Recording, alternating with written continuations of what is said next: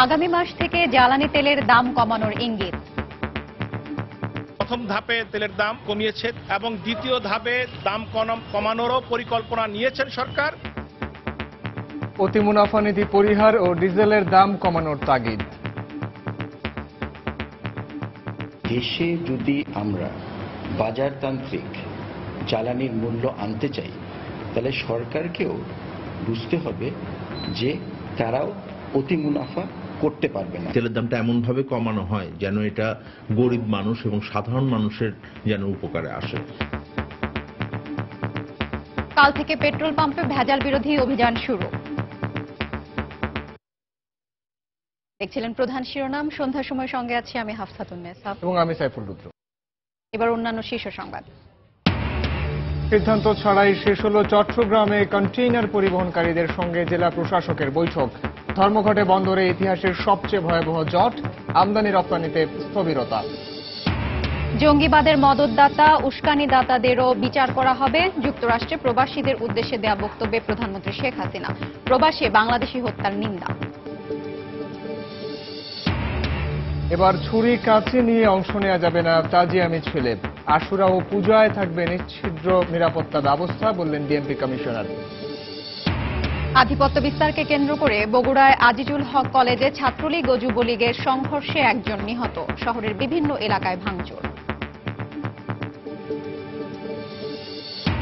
এবং খাদ্যাভ্যাস সহ নানা কারণে হৃদরোগের ঝুঁকিতে দেশের অন্তত 20% মানুষ। বাড়ছে এ রোগ নিয়ে জন্ম নেয়া শিশুর সংখ্যা, সচেতনতা বাড়ানোর পরামর্শ।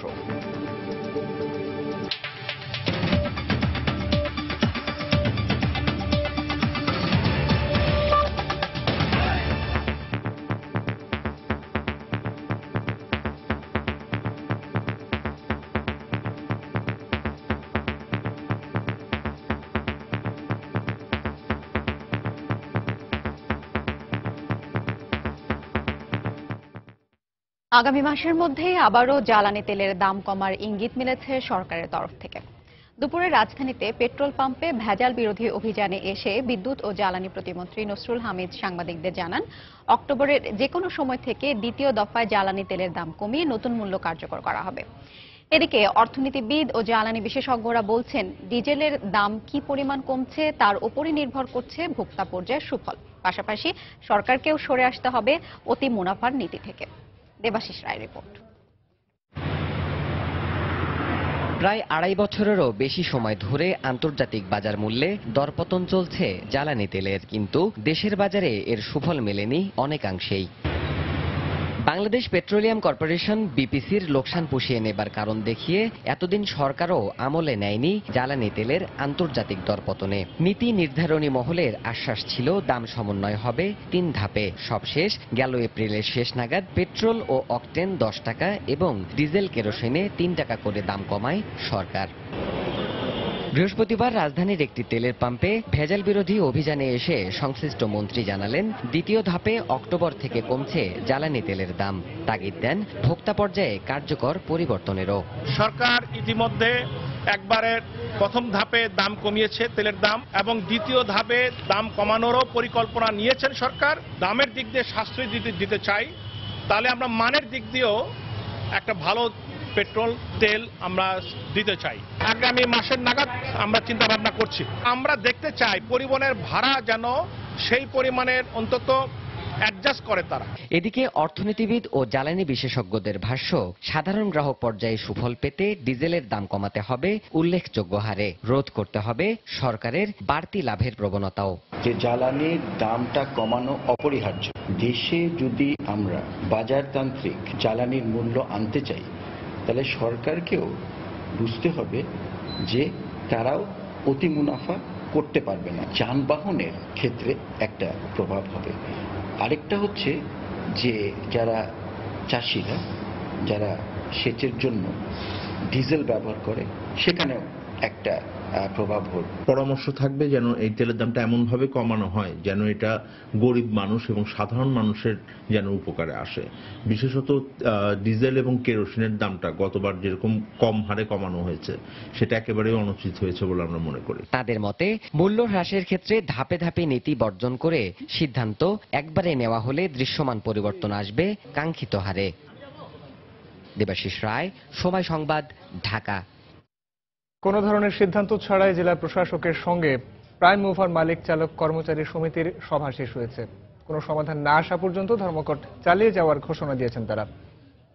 বিকেলে সার্কিট হাউসে জেলা প্রশাসক শামসুল আরেফিনের সভাপতিত্বে এই সভা অনুষ্ঠিত হয়।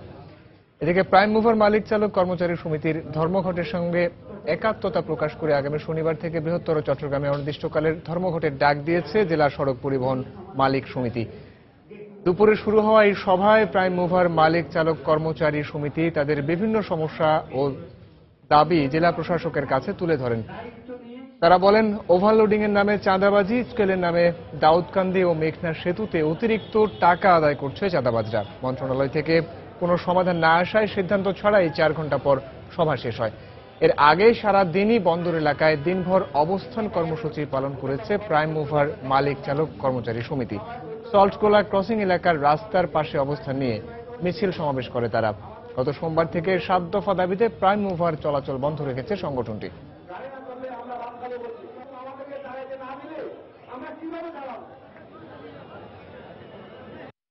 মন্ত্রণালয় থেকে কোনো সিদ্ধান্ত না আসার কারণে জেলা প্রশাসক মহোদয় আজকের এই সভা স্থগিত করেছে। আগামী শনিবার থেকে ট্রাক লরি গভর্নমেন্ট এগুলো আমরা অনির্দিষ্টকালের জন্য ধর্মঘটের ডাক দিলাম। আমরা স্থগিত করতে যাচ্ছি সভা। পুনরায় আমরা হয়তো কালকে বসাবার চেষ্টা করব। ইতিমধ্যে আমরা কি সিদ্ধান্ত হয় সেটা আমরা আপনাদেরকে জানানোর চেষ্টা করব। এদিকে কন্টেইনার পরিবহনে ব্যবহৃত গাড়ি প্রাইম মুভারের ধর্মঘটের কারণে চট্টগ্রাম বন্দরে তৈরি হয়েছে ইতিহাসের সবচেয়ে বড় জট। বিপর্যয় নেমে এসেছে আমদানি রপ্তানি বাণিজ্যে। 36,000 ধারণ ক্ষমতার এ বন্দরে বর্তমান কন্টেইনার রয়েছে 40,200টি। গার্মেন্টস ব্যবসায়ীদের দাবি, কন্টেইনার পরিবহন বন্ধ থাকায় গত দুদিনে তৈরি পোশাক খাতের ক্ষতি হয়েছে 200 কোটি টাকা।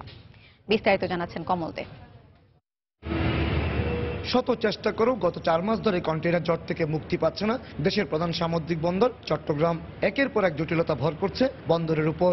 7 দিনের টানা ঈদের বন্দর পর এবার কন্টেইনার পরিবহনে ব্যবহৃত প্রাইম মুভার ধর্মঘটের কারণে বন্দরে কন্টেইনার জট মারাত্মক আকার ধারণ করেছে। গত কয়েকদিনে প্রাইম মুভারের এই যে ধর্মঘট চলছে, যার ফলে আমাদের ইম্পোর্ট কন্টেইনারের সংখ্যা বন্দরের ভিতরে ক্রমান্বয়ে দিনে দিনে বাড়ছে।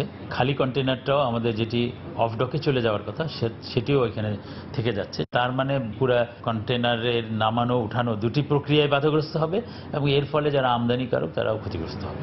ধর্মঘটের কারণে গত দুদিনে 1237টি কন্টেইনার রেখে বন্দর ত্যাগ করে 6টি জাহাজ। গার্মেন্টস ব্যবসায়ীদের দাবি, এতে অন্তত 200 কোটি টাকা ক্ষতি হয়েছে। এক্সপোর্টের স্বার্থে যেটা আমরা চিন্তা করি সবসময় ফরেন কারেন্সি আর্ন করবো, ন্যাশনাল ইকোনমিতে এটার উপরে একটা এফেক্ট করবে।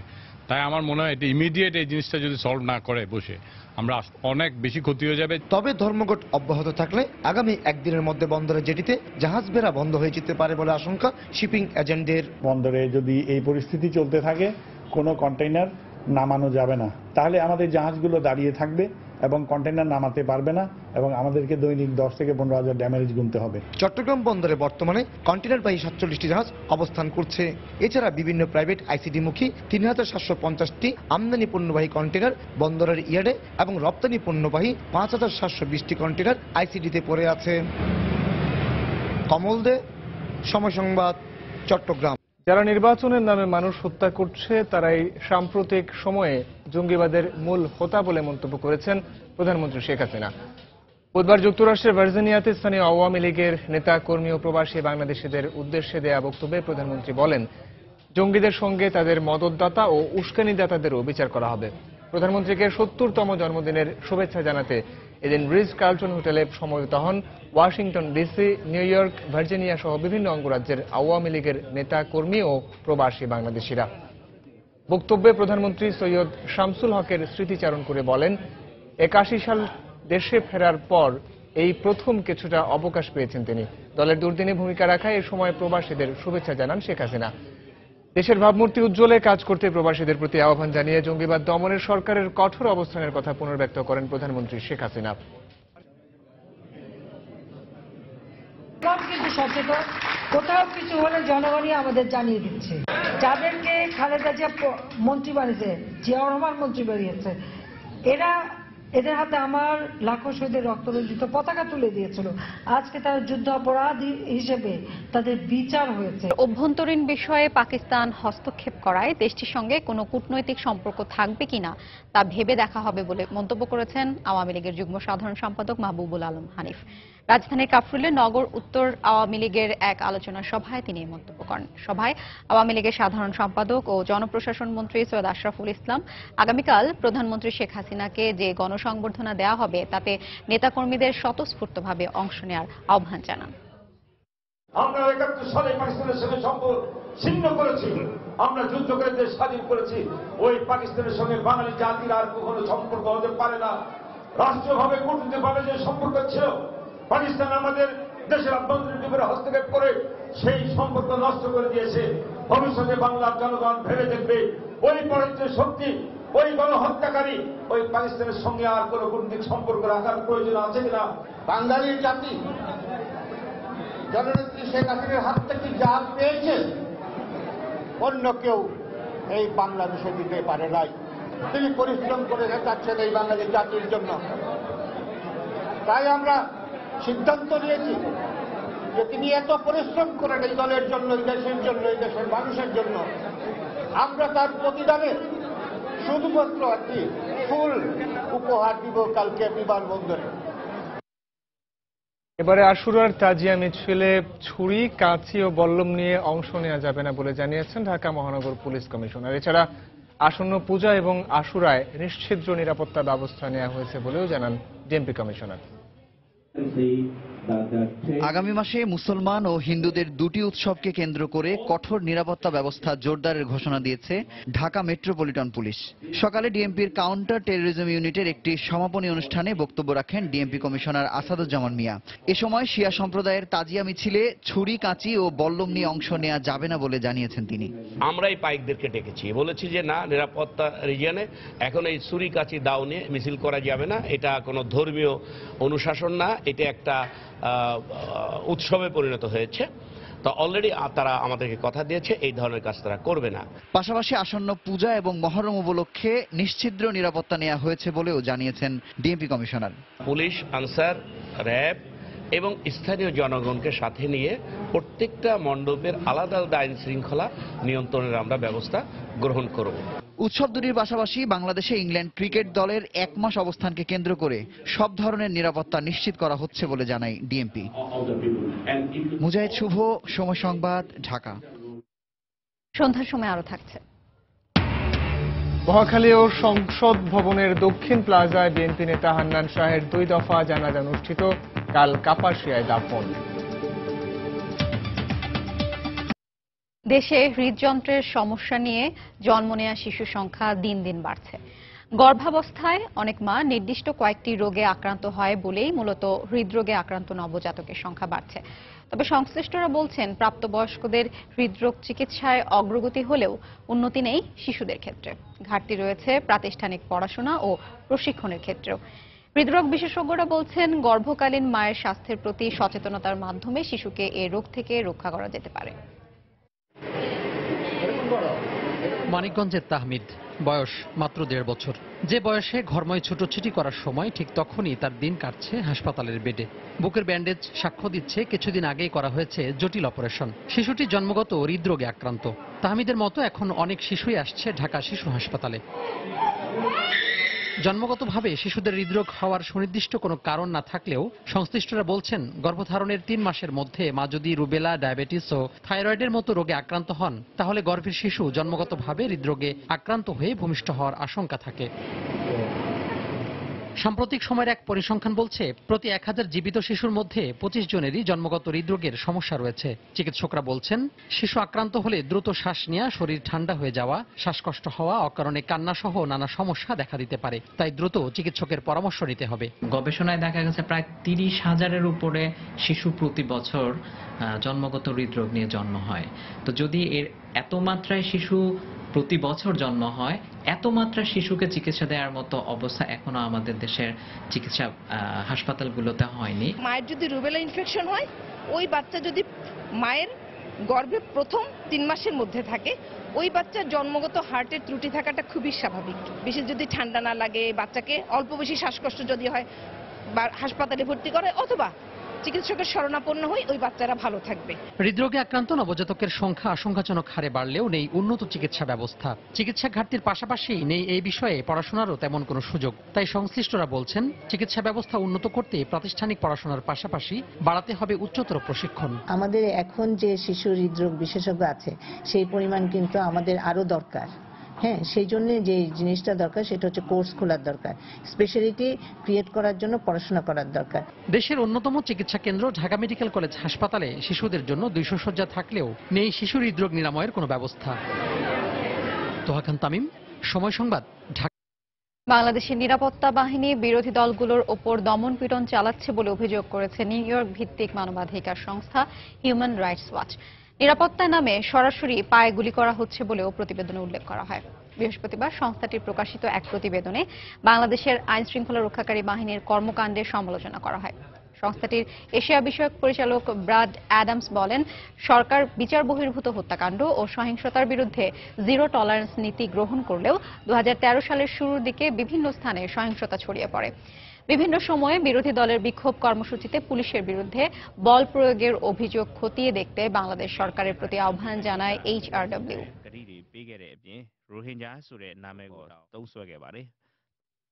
এদিকে স্বরাষ্ট্রমন্ত্রী আসাদুজ্জামান খান কামাল বলেছেন, দেশের আইন শৃঙ্খলা রক্ষাকারী বাহিনী কোনো নিরীহ মানুষের উপর দমনপীড়ন চালায় না। নিউ ইয়র্ক ভিত্তিক মানবাধিকার সংস্থা হিউম্যান রাইটস ওয়াচের প্রতিবেদনটি আরও খতিয়ে দেখা উচিত বলে মন্তব্য করেন স্বরাষ্ট্রমন্ত্রী। কোন সন্ত্রাসী যদি মুখোমুখি যুদ্ধ শুরু হয়ে যায়, তখন পুলিশ বাহিনী কি করে? ধরার প্রচেষ্টা নেয় নানান কায়দায়। একদম না পারলে তাকে যখন জীবনের ঝুঁকি হয়ে যায় তখন তাকে পায়ে গুলি করতে বাধ্য। এই সন্ত্রাসীরা এরা যদি কোনো পার্টির সদস্য হয়ে থাকে তাহলে তো আমাদের কিছু বলার নেই। হিউম্যান রাইটস, হিউম্যান ওয়াচ যে সমস্ত কথা বলেছেন, এগুলো তারা যদি এসে আরো তদন্ত করে আরো দেখতে পারে তাহলে আমরা যেটা বলছি সেটাই প্রমাণ হবে। সন্ধ্যার সময় আরো থাকছে। কাশ্মীরে পাক ভারত গোলাগুলিতে 2 পাকিস্তানি সেনা নিহত। ভারতে পরমাণু হামলার হুমকি পাকিস্তানের। সীমান্তে জঙ্গি বিরোধী অভিযানের তথ্য অস্বীকার করল ইসলামাবাদ।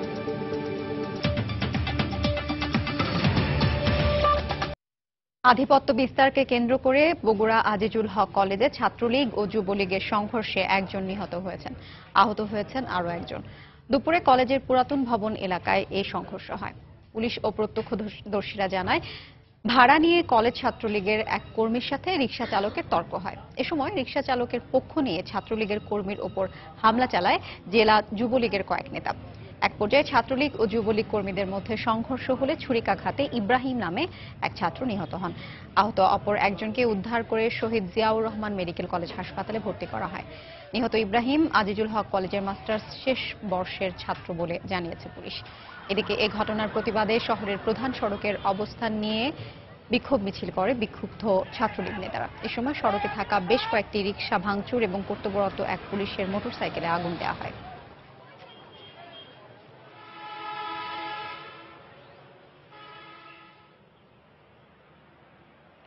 গাড়িটা রেখে ওদের সাথে কথা বলতেছে, হুট করে পড়ে করছে, ওরা হইতে উঠে পুলিশ এক দাবড় দিছে, দেওয়ার পরে তারপরে হচ্ছে যে আমরা সব সরে গেছি, পরে আগুন ধরাই দিচ্ছে। এক ছাত্রকে স্টেপ করে, এটা নিয়ে তারা ওখানে গন্ডগোল করে, পরবর্তীতে শহরের দিকে আসে, এখানে আসে। তো এটা নিয়ন্ত্রণ হয়ে গেছে, এখন আর কোনো সমস্যা নাই, সম্পূর্ণ নিয়ন্ত্রণে আছে। ধর্মীয় আনুষ্ঠানিকতায়, শ্রদ্ধায়, ভালোবাসায় প্রবীণ রাজনীতিক ব্রিগেডিয়ার জেনারেল অবসরপ্রাপ্ত আসম হান্নান শাহকে শেষ বিদায় জানালেন বিএনপির সর্বস্তরের নেতাকর্মী ও সমর্থকরা। সকাল থেকে বিকেল পর্যন্ত রাজধানীতে 4 দফা জানাজায় অংশ নিয়ে মরহুমের আত্মার শান্তি কামনা করলেন সবাই। স্মৃতিচারণ করলেন তার বর্ণাঢ্য রাজনৈতিক জীবন আর সংগ্রামের। সেনা কর্মকর্তা থেকে রাজনীতিবিদ হয়ে ওঠা যে সংগঠনের হাত ধরে নয়াপল্টনে সেই রাজনৈতিক দল বিএনপির কেন্দ্রীয় কার্যালয়ের সামনে আসম হান্নান শাহর মরদেহ নিয়ে আসা হয় বৃহস্পতিবার দুপুর 12:15টার দিকে। আগে থেকেই সেখানে ভিড় করছিলেন দলের নেতাকর্মী ও সমর্থকরা। বিএনপির সর্বোচ্চ নীতি নির্ধারণী ফোরাম স্থায়ী কমিটির এই সদস্যের কফিনে প্রথমেই ফুল দিয়ে শ্রদ্ধা জানান দলের মহাসচিব মির্জা ফখরুল ইসলাম আলমগীর সহ শীর্ষ নেতারা। তারা কফিনটি দলীয় পতাকা দিয়ে ঢেকে দিলে সবাই শ্রদ্ধা জানান। সেখানে জানাজা শেষে প্রয়াত হান্নান শাহকে গণতন্ত্রের সৈনিক বলে অভিহিত করেন মির্জা ফখরুল। তিনি সত্যিকার অর্থেই একজন গণতন্ত্রের সৈনিক ছিলেন। বাংলাদেশের গণতান্ত্রিক আন্দোলনে তার ভূমিকা চিরকাল স্মরণীয় থাকবে। এর আগে সকাল 10টায় মহাখালী ডিওএসএস মসজিদে অনুষ্ঠিত জানাজায় অংশ নেন আত্মীয় স্বজন, প্রতিবেশী ও রাজনীতিবিদরা। উনি অত্যন্ত সত্যবাদী, সাহসী, ধর্মভীরু মানুষ ছিলেন। আল্লাহ তার বেশ নসিব করুন। এরপর বেলা 11:30টায় জাতীয় সংসদ ভবনের দক্ষিণ প্লাজায় জানাজায় অংশ নেন আওয়ামী লীগ, জাতীয় পার্টি সহ বিভিন্ন রাজনৈতিক দলের সংসদ সদস্যরা। জানাজা শেষে জাতীয় সংসদের পক্ষে মরহুমের কফিনে শ্রদ্ধা নিবেদন করেন chief whip Assam Firoz. On 11-এর সময় দল মত নির্বিশেষে সেই সময় তিনি যে বক্তব্যগুলো রেখেছেন সেটা আমাদের গণতন্ত্রের জন্য আমি মনে করি যথেষ্ট উপকার ছিল এবং আমাদের সব দলের জন্য সেটা একটা অনুকরণীয় হয়ে থাকবে। বাদ আসর গুলশানে গাউসুল আজম মসজিদে চতুর্থ জানাজার পর মরদেহ নেওয়া হয় গাজীপুরের কাপাসিয়ার নিজ গ্রামে। শুক্রবার জুমার নামাজের পর জানাজা শেষে সেখানে সমাহিত করা হবে প্রবীণ এই রাজনীতিবিদকে। সালাউদ্দিন সুমন, সময় সংবাদ, ঢাকা। দেখছেন সন্ধ্যার সময়। এটা থেকে তোর মতো বন্ধু পাবো না, কিন্তু স্টার স্ট্যাটাস পাবি, অ্যাকাউন্ট ইনফরমেশন পাবি রে, প্রোফাইল আপডেটও করতে পারবি। এত কিছু করা যায়? হ্যাঁ। আজব তো।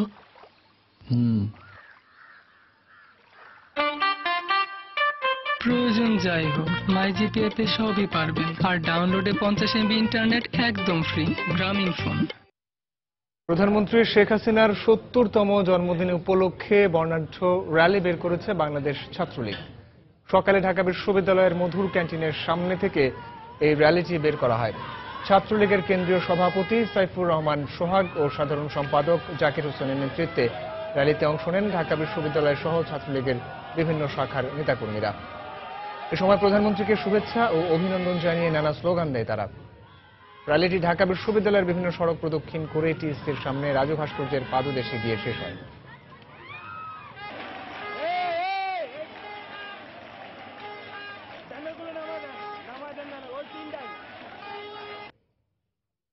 দেশের বাইরের খবর। কাশ্মীরে লাইন অফ কন্ট্রোল এলাকায় পাক ভারত সীমান্ত রক্ষীদের গোলাগুলিতে 2 পাকিস্তানি সেনা নিহত ও 9 জন আহত হয়েছে বলে জানিয়েছে ইসলামাবাদ। একই সঙ্গে বৃহস্পতিবার ভারতীয় সামরিক বাহিনীর কাশ্মীর সীমান্তে পাকিস্তানি ভূখণ্ডে জঙ্গি অবস্থান লক্ষ্য করে অভিযান পরিচালনার কথা অস্বীকার করে পাকিস্তান। এর মধ্যে ভারতের বিরুদ্ধে পারমাণবিক অস্ত্র ব্যবহারের হুমকি দিয়েছে পাকিস্তান। অভ্যন্তরীণ নিরাপত্তা রক্ষার ক্ষেত্রে কারো সঙ্গে আপোষ করা হবে না বলে জানান পাক প্রতিরক্ষা মন্ত্রী খাজা মোহাম্মদ আসিফ। উরি সেনাঘাঁটিতে জঙ্গি হামলার পর ছড়িয়ে পড়া পাক ভারত উত্তেজনার মধ্যেই বৃহস্পতিবার কাশ্মীরের সীমানা নির্ধারণকারী লাইন অফ কন্ট্রোল এলাকায় দুদেশ একে অপরের বিরুদ্ধে যুদ্ধবিরতি লঙ্ঘনের অভিযোগ তোলে। পাকিস্তান নিয়ন্ত্রিত আজাদ কাশ্মীরের কয়েকটি এলাকায় ভারতীয় সেনাদের গুলি ও গোলাবর্ষণে কয়েকজন পাকিস্তানি সেনা হতাহতের খবর জানায় গণমাধ্যম। এ ঘটনার পর বৃহস্পতিবার এক বিবৃতিতে ভারতের বিরুদ্ধে আগ্রাসনের অভিযোগ এনে এর নিন্দা জানান পাক প্রধানমন্ত্রী নওয়াজ শরীফ। অন্যদিকে যুদ্ধবিরতি লঙ্ঘনের অভিযোগ অস্বীকার করে ভারতের পুঞ্চ সীমান্তে পাক সেনারা কোনো উস্কানি ছাড়াই অন্তত 2 বার গুলি ছোড়ে বলে জানায় নয়াদিল্লি। বৃহস্পতিবার এক সংবাদ সম্মেলনে লাইন অফ কন্ট্রোলের ওপারে পাকিস্তানি ভূখণ্ডে অভিযান চালিয়ে 5টি জঙ্গি ঘাঁটি ধ্বংস করার দাবি করে ভারতের সামরিক বাহিনী। জম্মু কাশ্মীরে হামলার উদ্দেশ্যে সীমান্তের ওপার থেকে জঙ্গিদের কয়েকটি দল ভারতে ঢোকার চেষ্টা করছিল। গোপন তথ্যের ভিত্তিতে আমাদের সেনারা সেসব জায়গায় চিরুনি অভিযান চালিয়ে তাদের ষড়যন্ত্র রুখে দিয়েছে। তবে পাকিস্তানের পক্ষ থেকে তাদের সীমানায় ভারতের জঙ্গি বিরোধী অভিযান পরিচালনার কথা অস্বীকার করা হয়। একই সঙ্গে পাকিস্তানের নিরাপত্তার জন্য কোনো ধরনের হুমকি দেখা দিলে ভারতের বিরুদ্ধে কঠোর ব্যবস্থা নেওয়ার হুঁশিয়ারি দেন পাক প্রতিরক্ষা মন্ত্রী খাজা মোহাম্মদ আসিফ। এ অবস্থায় শান্তিপূর্ণ উপায়ে ইন্দো-পাক মতবিরোধ কাটিয়ে উঠতে দুদেশের প্রতি আহ্বান জানিয়েছে যুক্তরাষ্ট্র ও চীন। কাশ্মীর বিষয়ে পাকিস্তানের অবস্থান নিয়ে আলোচনার মাধ্যমে বৈরী এ আবহাওয়া কাটিয়ে ওঠা সম্ভব বলে মনে করে চীন।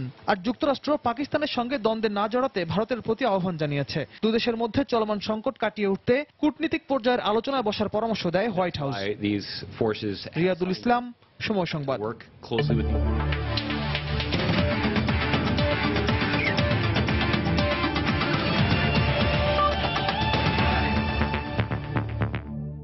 অনূর্ধ্ব 18 এশিয়া কাপ হকির খবর। অনূর্ধ্ব 18 এশিয়া কাপ হকির ফাইনালে উঠেছে স্বাগতিক বাংলাদেশ। দিনের প্রথম সেমিফাইনালে লাল সবুজের প্রতিনিধিরা 6-1 গোলের বিশাল ব্যবধানে হারিয়েছে চাইনিজ তাইপেকে। ফাইনালে বাংলাদেশের প্রতিপক্ষ দ্বিতীয় সেমিফাইনালের জয়ী দল ভারত। মৌলানা ভাসানী জাতীয় হকি স্টেডিয়ামে ম্যাচের শুরু থেকে আক্রমণাত্মক খেলতে থাকে স্বাগতিকরা। সেই ধারাবাহিকতায় ম্যাচের 3 মিনিটে পেনাল্টি কর্নার থেকে আশরাফুলের গোলে এগিয়ে যায় বাংলাদেশ। এরপর 28 মিনিটে বাংলাদেশের লিডটা দ্বিগুণ করেন রাজু।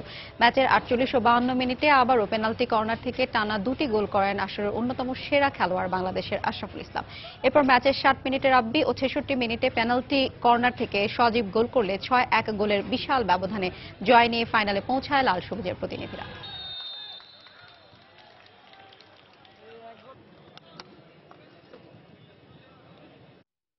সন্ধ্যার সময় এই পর্যায়ে শীর্ষ সংবাদগুলো জানাবো আরও একবার।